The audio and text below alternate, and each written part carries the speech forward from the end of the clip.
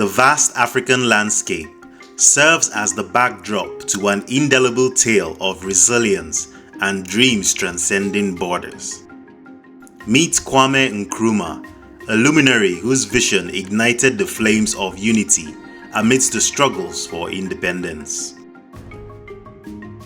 This is the chronicle of a man whose legacy resonates across generations, a tribute to his enduring dream of a united Africa. The year 1909 marked the emergence of Kwame Nkrumah in what was the Gold Coast, now known as Ghana.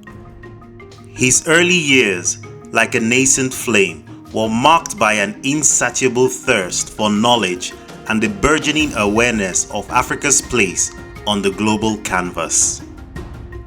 From his odyssey through American and British universities, the contours of his destiny began to take shape. He returned to the Gold Coast, where he galvanized the people in their fight for independence from colonial rule.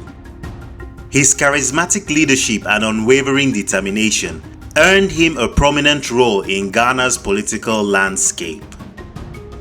But before we venture deeper into the corridors of Nkrumah's legacy, I'd like to kindly request that you show your support for our movement by liking, sharing, and subscribing to this channel. Our mission is to raise awareness about the captivating and vibrant history of Africa and to share the inspiring narratives of our remarkable past heroes. Picking up where we left off, ascending to prominence was not without tribulations. Faced with the weight of colonial resistance and internal division, Nkrumah stood unwavering. In 1952, he donned the mantle of Prime Minister, and in 1957, the beacon of hope when Ghana declared its independence, with Nkrumah as its president. The trajectory of Nkrumah's administration was laden with audacious pursuits. He orchestrated projects that transfigured Ghana's economic and societal landscape. Yet, beyond the borders of his homeland, a grander stage beckoned.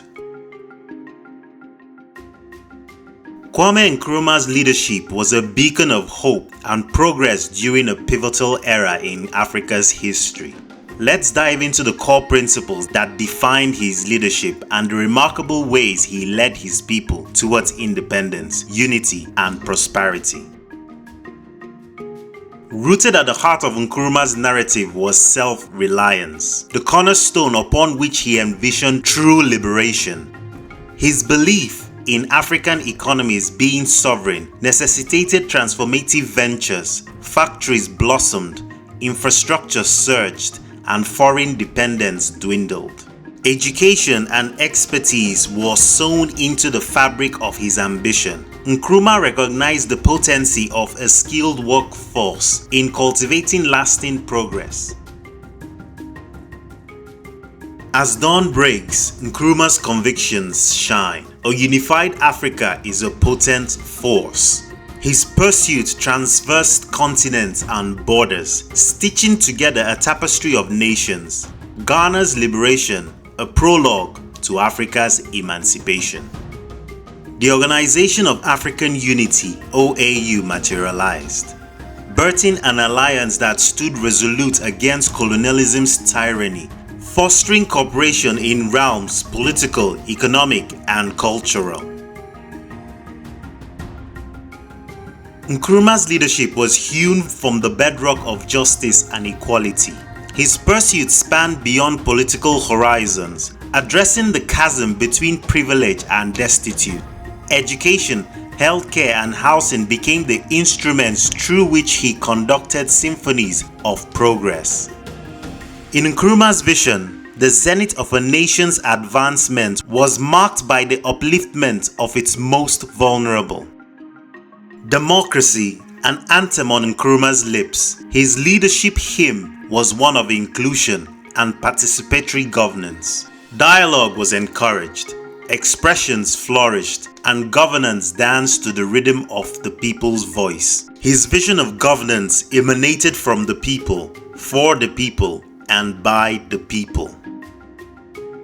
The symphony of Nkrumah's leadership resonated globally. He sought harmony beyond borders, collaborating with leaders who shared his tune of justice, equality, and unity. His diplomacy amplified Africa's chorus on the world stage, an echo that reverberated against the walls of colonialism and apartheid. Nkrumah championed the idea that the fate of Africa was intertwined. He tirelessly advocated for the formation of a continental body that would unite African nations.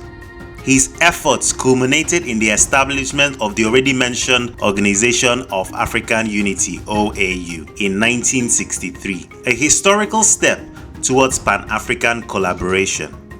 Through his writings, speeches, and actions, Nkrumah urged Africans to embrace their shared heritage and work together to overcome the challenges that had long held the continent back. Although Nkrumah's presidency came to an end amid political turmoil, his legacy endures.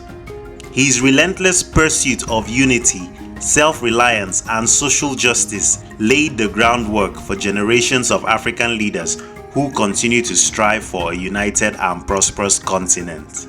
Kwame Nkrumah passed away on April 27, 1972. He died in Bucharest, Romania, where he had been living in exile since his government was overthrown in a military coup in Ghana in 1966. As we reflect on Kwame Nkrumah's life, let us remember his words, and I quote, "I am not African because I was born in Africa, but because Africa was born in me." End of quote. His journey will forever remind us that the dream of a united Africa lives on, and it is up to each of us to carry it forward. Thank you for joining us in this exploration of Kwame Nkrumah's extraordinary legacy. Don't forget to like, share, and subscribe for more inspiring stories of African unity and progress. Together, we can shape the future of our beloved continent. Bye for now.